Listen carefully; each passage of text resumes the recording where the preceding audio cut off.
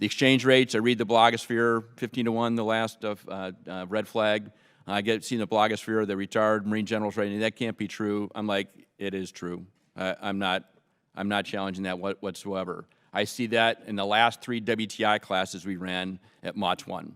The scenarios we could never get in before, that our airplanes got shot down, and more importantly, because we're always going to try to get in there and deliver that bomb for the Marine on the ground, in simulated exercise, we lost a lot of airplanes in scenarios that were 4th-generation airplanes, and putting in both our Prowlers, our Hornets, and our Harriers.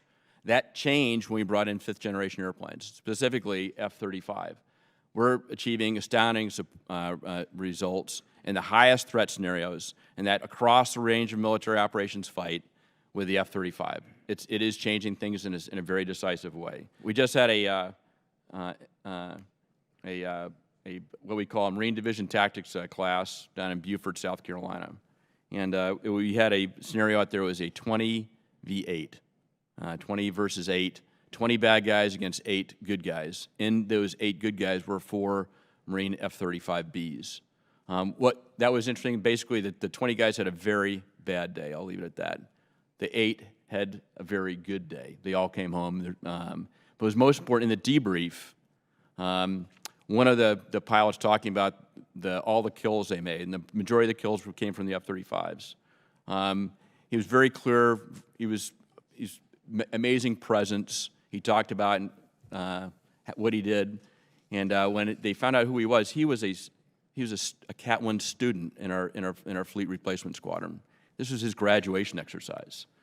We have brand new guys coming out of the training pipeline, flying this airplane. They're operating like Marine veterans that have 3 or 4 years experience. I've never seen anything like it. I thought I'd want to tell you about that today. The team deployed 13 F-35As and executed 207 of 226 planned sorties with 0 maintenance non-deliveries and maintained greater than a 90% mission-capable rate. 19 sorties were mission canceled by the Red Flag staff for weather, not due to F-35 limitations. That is simply an awesome effort. And as you know, most fighter pilots will tend to exaggerate their claims and capabilities, but this morning's report with the 15-to-1 kill ratio is actually a little bit off the mark. Looking at the numbers, it was 20-to-1. The airplane is doing exactly what we need it to do. Ma'am, thank you for the support for Nellis. It is an awesome location, and certainly one that the Air Force enjoys to talk about because there is so much going on that is on this high-end environment. And the exercise Red Flag that I spoke at, that the squadron deployed to, they performed extremely well. The maintenance was not an issue. The airplanes went out, and as I said, the pilots were excited. They had 145 air-to-air kills, which is the first time the F-35A has participated in a Red Flag, versus 7 losses, and all of those losses were in a within visual environment. In that it means they weren't seen on the radar; they just were seen passing by.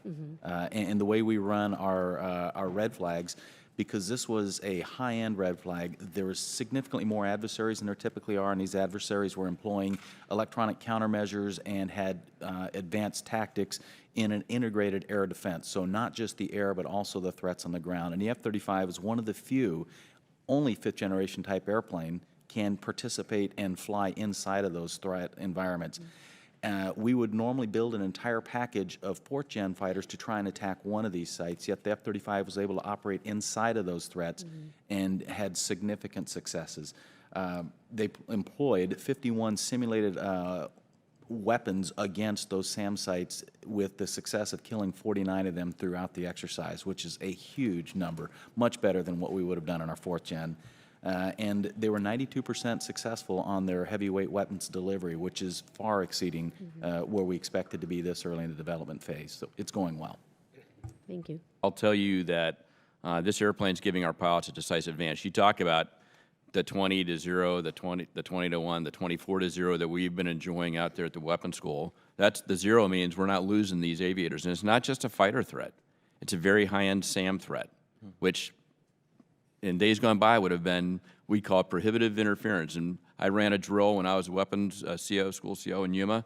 We lost half the fleet, and we didn't hit any targets. So in a simulation, that's everybody comes back with a long face, talks about how bad the day was. In the real world, they're not coming back. So this is a very survivable airplane. I mean, incredible.